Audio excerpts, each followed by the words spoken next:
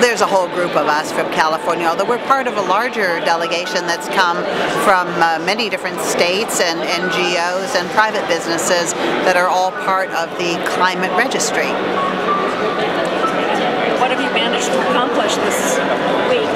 Well, getting into the Bella Center itself was an accomplishment for most of us. The system has been so completely broken when it comes to credentialing people to get in and managing the crowds and so forth. But I think the main thing that we feel like we've accomplished is that we have spread the word that states and subnational units, as they call us in UN speak, are the prime implementers of climate action, and that we have been working at this for a number of years now, despite the lack of a U.S.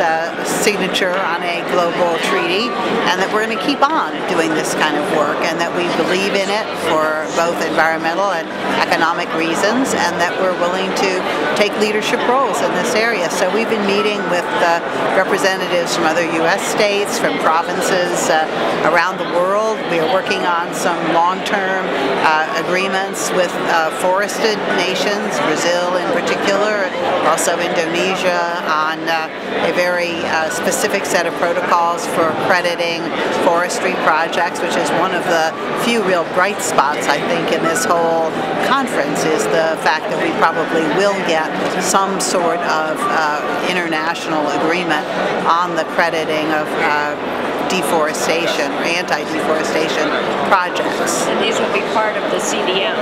No, these would not be part of the CDM. This would be outside of that structure, which I think has failed.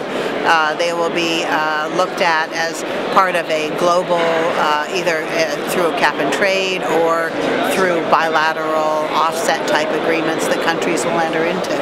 So California's interest is in making some kind of agreement where we would be buying Actually, offsets? It'll go both ways. We are actually interested in having investments in preventing deforestation and in replanting in parts of California, and those could come from anywhere, including from businesses in California. But our businesses, because they're going to be subject to a quite stringent cap and trade program, will also be potential buyers of credits from other countries as well. So, do we already have the system in place through our AB 32s? We've just adopted the protocols for crediting forestry projects as voluntary projects, and there is a pretty active voluntary carbon market going on right now, just with businesses and nonprofits that are looking for ways to demonstrate that they can offset their CO2 emissions, become carbon neutral, or at least close to carbon neutral. But in 2012, we expect to be implementing a mandatory cap and trade program, and at that point there will be a need for compliance grade offsets, and we think that some of them could come from the forestry sector. We'll have a good time here. Thank you. Thank you. I will.